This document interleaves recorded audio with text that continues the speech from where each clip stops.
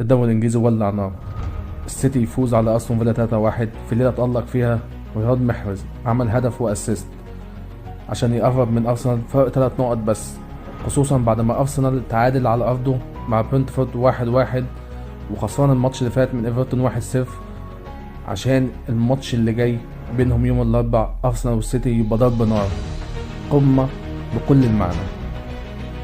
ما ننساش اليونايتد قدر يفوز 2-0 على ليدز يونايتد، عشان كمان هو كمان بيتقرب وبيتسحب منهم. يا ترى مين اللي هيحسم لقب الدوري في الاخر؟ ارتيتا مع ارسنال، ولا بيب جوارديولا مع السيتي، ولا ممكن تحصل المفاجأة تين هاج او مانشستر يونايتد، مع انها مستحيلة في رأيي. طبعا مشجعين ارسنال دلوقتي بيقول لك يا باشا احنا خلاص طول ما ركبنا مش هننزل، الدوري ده بتاعنا السنة دي. اما عشاق السيتي وجوارديولا سيبوهم، لعب عيال.